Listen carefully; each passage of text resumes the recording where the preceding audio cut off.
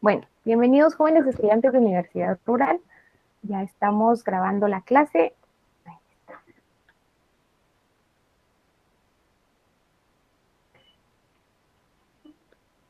Este curso, Psicología y Psiquiatría Aplicada, se identifica con el código FG 144. Estamos desarrollando ya la semana número 5 y de acuerdo al programa nos corresponde trabajar el tema factores de riesgo y factores protectores. El objetivo de la clase el día de hoy es identificar los factores de riesgo y los factores protectores desde el punto de vista psicológico. Los factores de riesgo. Un factor de riesgo es toda circunstancia o situación que va a aumentar la probabilidad de una persona de contraer una enfermedad o cualquier otro problema de salud. Ustedes, como futuros abogados, van a notar que un factor de riesgo entonces es aquel que vulnera cualquier derecho fundamental. ¿Cuáles son los derechos fundamentales? A ver, vamos a aperturar el correo electrónico para que ustedes puedan escribirme y que hagan todos sus aportes, porque Jorge Pastor.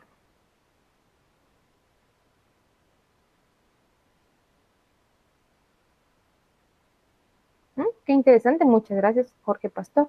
Bueno, pues todos los derechos fundamentales son los derechos humanos inherentes de la persona, que no pueden quitársele, que los posee simplemente por el hecho de nacer.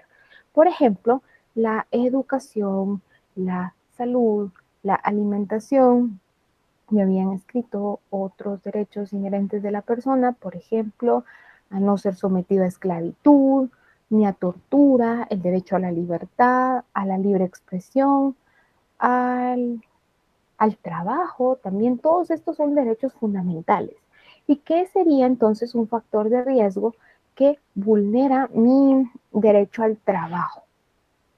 Un factor de riesgo acá sería, por ejemplo, la circunstancia que estamos viviendo ahorita, esta pandemia, la contingencia que se vino y la forma en la que todos hemos tenido que modificar nuestro estilo de vida es un factor de riesgo. Está vulnerando nuestro derecho al trabajo. Y es que la forma en la que se abordó el año pasado, por ejemplo, cuando nosotros vimos que en Guatemala el primer caso se detectó, pues, sí, como en marzo.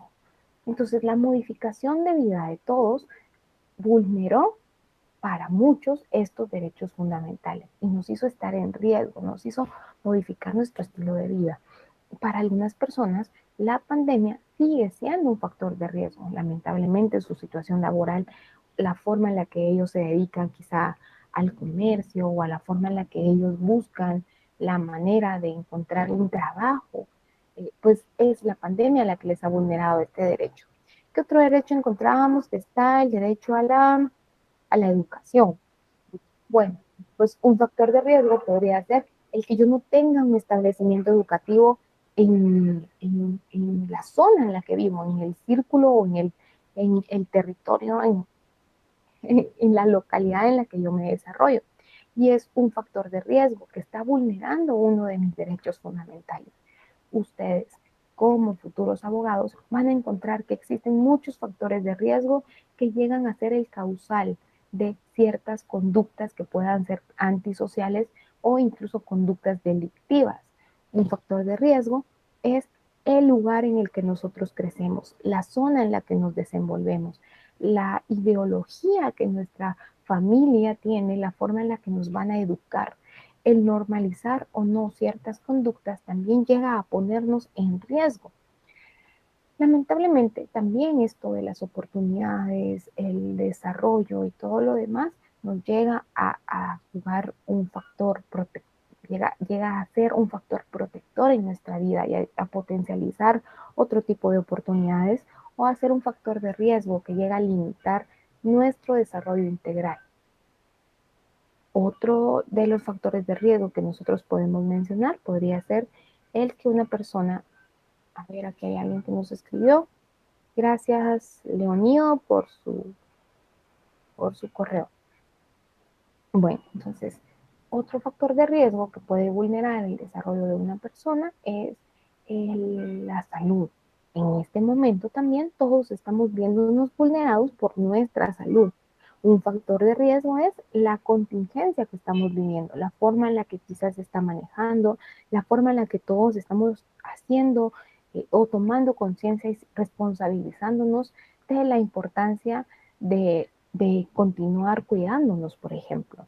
Es un factor de riesgo el salir a la calle sin hacer uso de la mascarilla, el visitar lugares que estén concurridos, el hacer el no lavarme las manos constantemente. Estas situaciones lamentablemente pues están jugando un papel y están llegando a ser un factor de riesgo que vulnera nuestra integridad.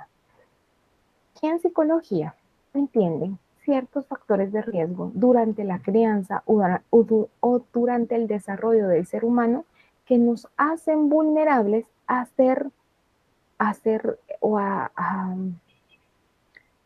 que permiten que nuestra personalidad sea vulnerable a cometer ciertas conductas o llegar a detonar ciertas psicopatologías.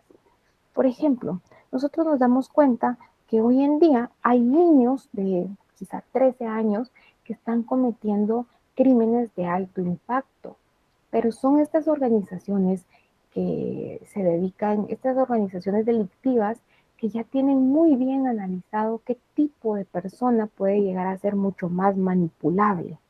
Entonces, el factor de riesgo acá es un niño quizá de extrema pobreza, con limitada educación, con pocas oportunidades, que está siendo violentado en su casa, que no encuentra otra forma de ganarse la vida y que una organización le ofrece, no sé, una solución a la manera en la que está viviendo a cambio de determinadas conductas. Y es acá donde el factor de riesgo juega el papel de ponernos, hacernos ver mucho más vulnerables, hacernos notar o evidenciar que tenemos ciertas carencias o ciertas limitaciones y estaríamos dispuestos a hacer eh, algunas conductas delictivas a cambio de satisfacer o cubrir una necesidad. No se justifica, jóvenes, bajo ninguna circunstancia nosotros vamos a justificar un delito, pero nos permite entenderlo, entender por qué una persona se presta, por qué una persona funciona de esa manera. Quizá hubo sobreprotección en su hogar, este es un factor de riesgo también. Cuando ustedes tienen, a lo mejor ustedes son padres de familia, cuando ustedes tienen un solo hijo, se ha estudiado que hay una mayor tendencia a que los padres que tienen un solo hijo sean sobreprotectores. Busquen la forma de que este niño no tenga ninguna carencia, ninguna limitación y que sea eh, sobreprotegido. Entonces no quieren ustedes ni que se exponga al sol. Y se le da una realidad a la que el mundo no va a estar preparado para seguirlo tratando de esa manera. El mundo pues no va a seguirlo, no va a seguir protegiéndolo de la forma en la que ustedes lo están protegiendo. Y esa sobreprotección lo vulnera, lo hace estar, lo hace, sí, lo hace estar en un factor, es un factor de riesgo, lo hace estar mucho más vulnerable a ser víctima en determinado momento. Cuando aplicamos nosotros la sobreprotección, tenemos una mayor tendencia que entonces él sea utilizado o sea objeto de abuso porque ya no hay nadie más que lo esté protegiendo. Él se ha acostumbrado a desarrollarse en un entorno en el que está siendo protegido constantemente por sus padres, por su familia y demás. O el autoritarismo también, jóvenes. Y aquí vemos la otra cara de la sobreprotección. Por un lado hay padres sobreprotectores y por el otro hay padres que son súper autoritarios, que no le dan al niño la libertad o al adolescente o a la persona la libertad de pensar por sí misma. Que este autoritarismo es se da en una crianza en el que le dicen qué hacer, cómo hacerlo, cómo funcionar, cómo pensar, cómo vivir. Las personas que son autoritarias, quienes ejercen una crianza autoritaria, no permiten que el individuo se desarrolle y potencialice al máximo todo su ser, que él mismo pueda elegir qué le gusta y cometer sus propios errores para llegar a dictaminar qué situaciones le van a ser oportunas y cuáles no. Las agresiones, tanto físicas como verbales, ustedes como abogados pues saben a qué me refiero con este tipo de agresiones. Cuando nosotros vulneramos la mente de una persona, abusando psicológicamente de él, también generamos una mayor tendencia a que busque un refugio en otro lugar, a que, a que se canse de la forma de vida que está llevando y quiera desarrollarse de otra manera. Las agresiones son físicas también, lo hacen vulnerable a que él quiera escapar de esta realidad. Cuando vemos, por ejemplo, que determinadas señoritas, esto lo he visto, están viviendo agresiones, están viviendo abuso en su hogar, buscan una solución y no se les da, buscan consuelo en su mamá quizá y no se los da, y es acá donde ellas eligen o deciden escaparse de sus hogares. Y la primera persona que les ofrece una solución, que quizá simplemente quiera vulnerar sus derechos también, que quiera explotarlas de alguna manera, y les da una solución, ellas deciden irse quizá voluntariamente. Y para ellas parezca que están tomando una buena decisión, pero no lo es. Y pues no han analizado todas las repercusiones que pueda llegar a tener esto. Lamentablemente, jóvenes, esto se da muchísimo. Las agresiones son un factor que nos ponen en riesgo. La permisividad también. Es que no hay que irnos a extremos. Por un lado, hay padres muy agresivos que no permiten que los niños tengan o vivan sus propias experiencias, que limitan el que ellos piensen por sí mismos. Y por otro, hay un nivel de permisividad demasiado exagerado. Al analizar, por ejemplo, el caso, creo que este año o el año pasado, bueno, no sé, hubo una fiesta que fue polémica en nuestro país porque habían jóvenes adolescentes durante, creo que violentando el horario de toque de queda, que pues ellos estaban, aparte de exponiéndose al virus, estaban, todo el mundo los miró como que tenían una edad demasiado joven para estar viviendo este tipo de experiencias. Y es ahí donde analizamos, por ejemplo, el grado de permisividad que están teniendo en la crianza. O cuando nosotros miramos que, por ejemplo, eh, se les da permiso a niñas de, o yo puedo verlo raro, no sé ustedes, pero por ejemplo, se les da permiso a niñas de 13 años que tengan novio y que puedan quedarse a dormir en la casa de su novio, por ejemplo. Ese grado de permisividad pone en riesgo a que estas personas, o esta niña, por ejemplo, pueda ser víctima de un riesgo, los pone en un factor, este es un factor de riesgo. La sexualidad mal orientada. Cuando hablamos de sexualidad mal orientada, o acá me refiero, no me refiero a la identidad sexual. De hecho, respeto muchísimo la identidad de cada persona y la forma de vida y lo que los haga felices. La sexualidad más mal orientada es cuando nosotros no explicamos la realidad de una sexualidad. Jóvenes, nosotros crecimos en un entorno en el que hablar de sexualidad era mal visto. Nosotros no podíamos preguntarle este tema a nuestros padres.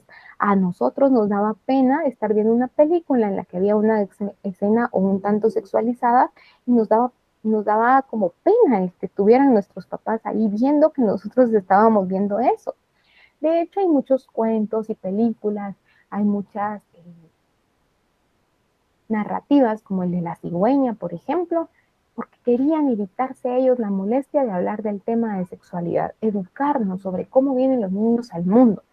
Entonces se hizo universal este cuento de que es una cigüeña la que nos trae y nos deja caer y llegamos a nuestra casa.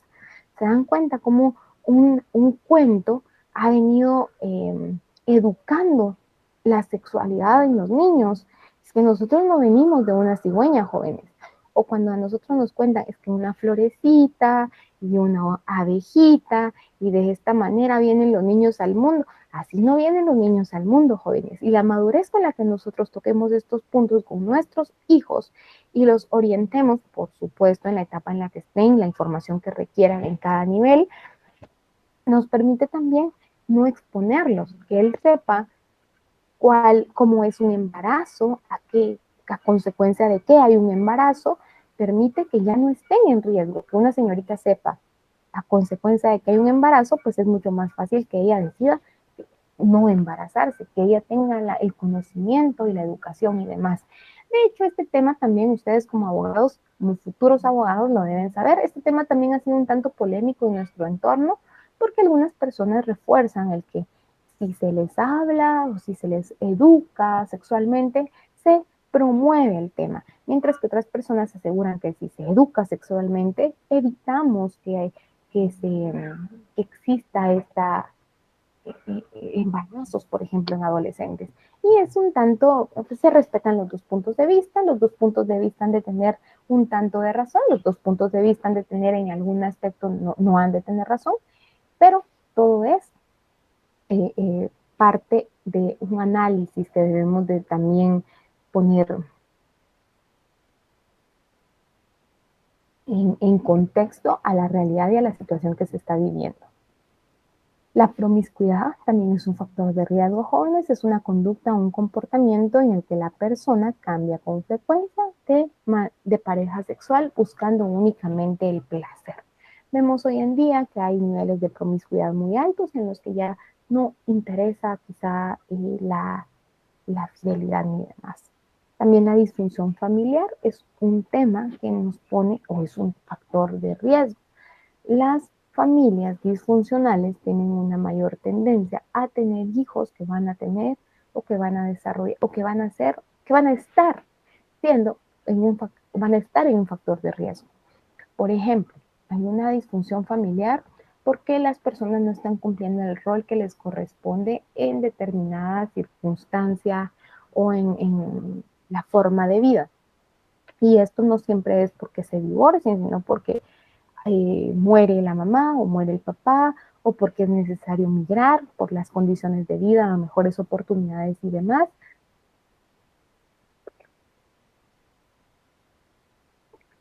Y entonces la disfunción familiar hace que en un hogar en el que no hubo una figura paterna, genere en un adolescente una carencia afectiva. No miró una figura paterna, no tuvo un entorno que pudiera hacerla sentir cuidada, protegida y valorada, y lo busque en otra persona y trate la manera de encontrar un refugio y tenga una mayor tendencia a, a, a generar dependencia emocional. Con tal de tener compañía y una figura protectora, pues acepte o funcione de una manera que no le haga bien a su salud mental. El bajo nivel de escolaridad, ese también es un factor de riesgo. Lamentablemente, jóvenes, nosotros en nuestro país tenemos niveles muy bajos de escolaridad y ustedes como abogados se van a dar cuenta cómo esto hace que estafen a personas. El bajo nivel de escolaridad hace que muchas personas firmen y cedan sus terrenos porque no saben que están firmando. Y es la misma familia quizá la que está aprovechándose de ellos también. Este bajo nivel de escolaridad nos pone en un riesgo en el que las personas creen, les llega el mensajito de que se ganaron algo y tienen que depositar alguna cantidad de dinero y hay personas que lo creen.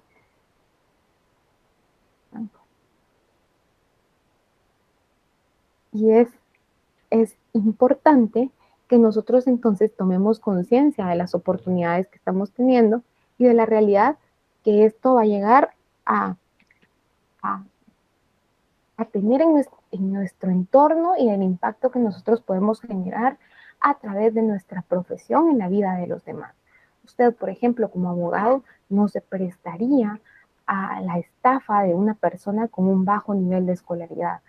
Va a buscar la manera de explicarle qué es lo que está firmando, de que le entienda qué es el procedimiento que está llevando y cuál es este proceso, cuál es el,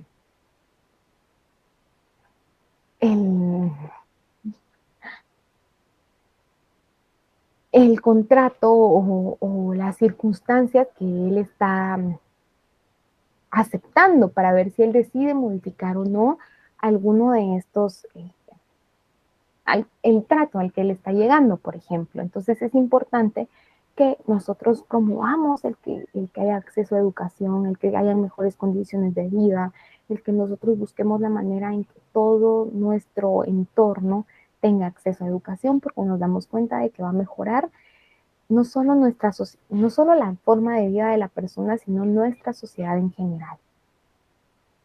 La victimología se ha encargado del estudio del modo en que una persona se convierte en víctima.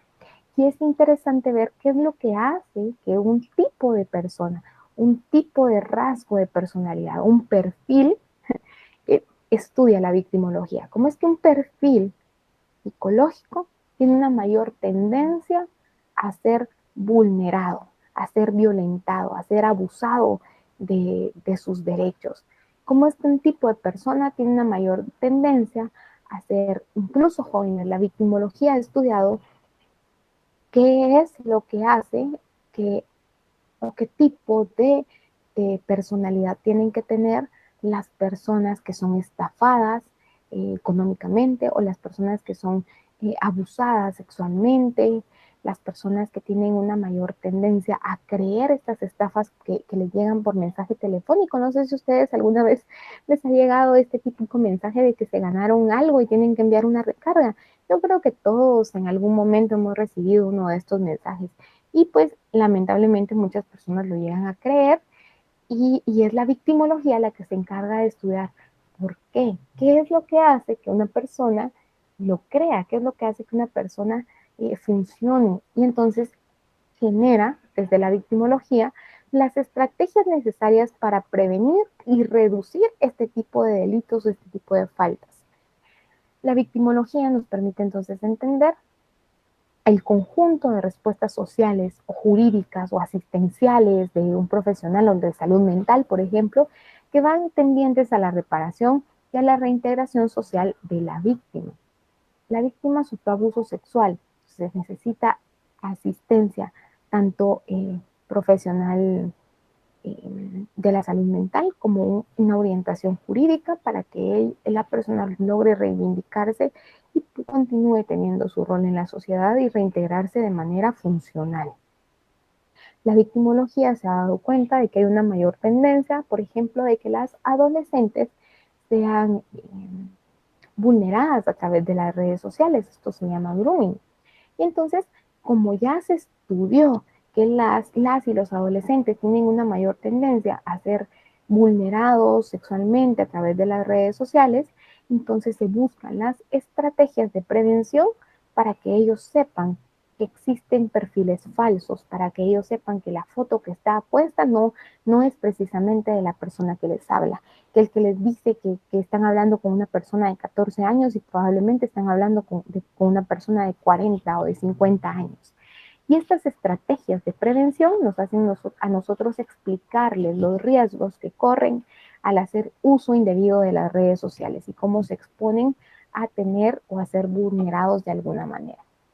Los factores protectores son los recursos biológicos, psicológicos y socioculturales que favorecen el desarrollo del ser humano y que van a ayudarnos a aumentar el nivel de resiliencia o la capacidad para sobreponernos a los distintos contratiempos o tragedias a las que se enfrenta e incluso salir fortalecido de esta experiencia.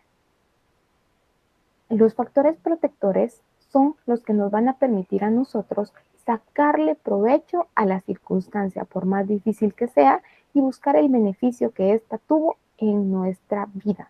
Así sea, jóvenes, lo más difícil que ustedes hayan vivido, que quizá a muchos no nos gusta compartirlo, todos hemos vivido alguna situación difícil, todos, por más bonita que haya sido su vida, pues han vivido una situación difícil. Voy a recargar el correo a ver si no me han escrito. No, bueno, un duelo, una ruptura amorosa, un divorcio, una separación, la muerte de un hijo, un familiar, lo más duro que ustedes hayan vivido, permite que nosotros aprendamos algo y obtengamos de eso una lección. Y vamos a encontrar o vamos a sentirnos mejor cuando le encontramos esa razón de gratitud a la circunstancia difícil que estamos viviendo o que hayamos vivido. ¿Cómo podemos entonces encontrar qué cosa nos va a ayudar o qué circunstancia nos va a ayudar a estar dentro de estos factores protectores? Nos va a proteger.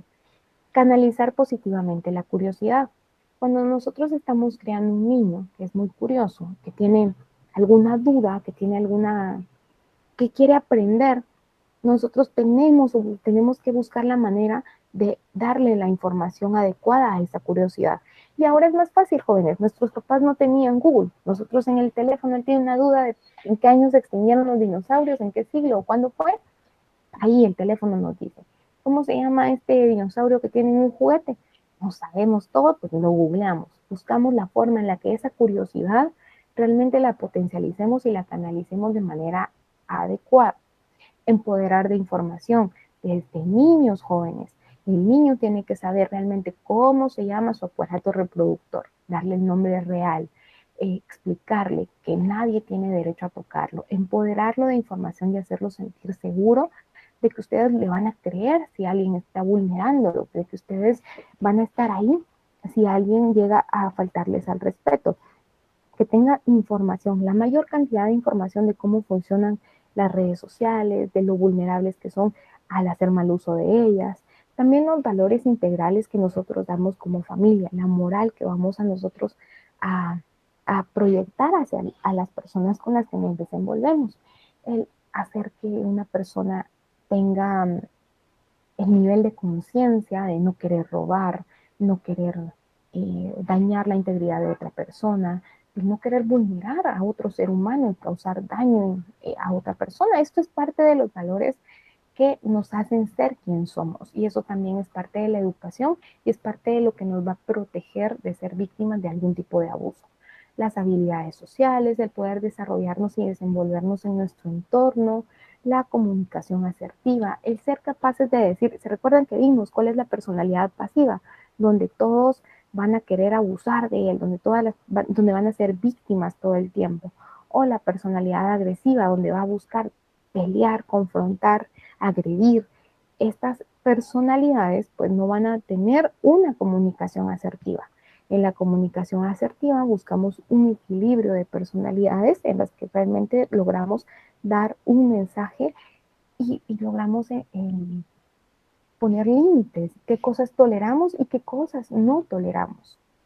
Tener un pasatiempo también es parte de un factor que nos va a hacer sentir protegidos, no detonar, por ejemplo, una enfermedad mental. Un pasatiempo en el que nosotros podamos relajarnos, en el que nosotros podamos sentirnos a gusto, en el que a pesar de determinadas circunstancias y lo cansado que pueda llegar a ser el día, tenemos un espacio en el que nosotros disfrutamos ese momento para nosotros. Y por ejemplo, y por supuesto, el desarrollo de la resiliencia que cada individuo tiene que tener. Y como cualquier cualidad, lo podemos tener en niveles altos, niveles bajos, pero el ser conscientes de que es importante desarrollarlas nos permite entonces buscar lo positivo de cualquier circunstancia difícil que hayamos tenido. Todo jóvenes, todo tiene algo positivo. Yo sé que es difícil a veces encontrarlo, pero aún la circunstancia más dura que uno haya vivido nos deja una lección y esa lección ya es algo positivo. Así yo haya vivido, no sé, yo haya sido estafado, yo les creí a los que me mandaron un mensajito de que yo mandara una recarga y me ganaba algo, de repente yo fui estafada de esta manera, pero me deja una lección, aprendí que esto no funciona así, aprendí a quizá tener un poco de menos confianza, de entender mejor cómo se dan estas situaciones de los premios y demás. Y ustedes como estudiantes de Derecho, pues creo que sería muy difícil que los estafen de esa manera porque saben cómo se dan este tipo de rifas y demás. Bueno, llegamos entonces a la parte de preguntas para estudio. Acá nosotros tenemos 5 preguntas de respuesta múltiple, ya saben ustedes cómo funciona. La primera pregunta es ¿qué factores vulneran los derechos fundamentales? La segunda pregunta es ¿qué estudia el modo en que las personas se convierten en víctimas? La tercera pregunta es ¿cómo se le llama a las circunstancias o situación que aumenta las probabilidades de una persona de contraer una enfermedad o cualquier otro problema de salud?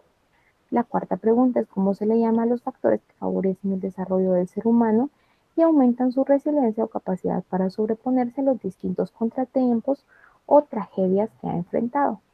Y por último, ¿cuál es el término utilizado en psicología para definir a la capacidad que tiene una persona o un grupo de recuperarse frente a la adversidad?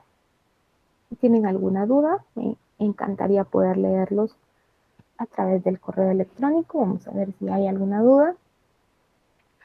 Gracias por sus mensajes.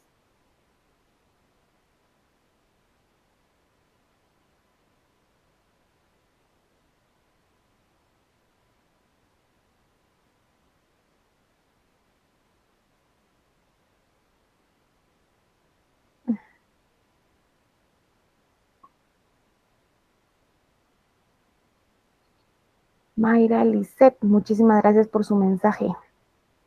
Bueno, Les agradezco a todos el haberse conectado, el compromiso que tienen con su educación y pues los invito a que ahí está el video del resumen de la clase, si quieren volver a verlo.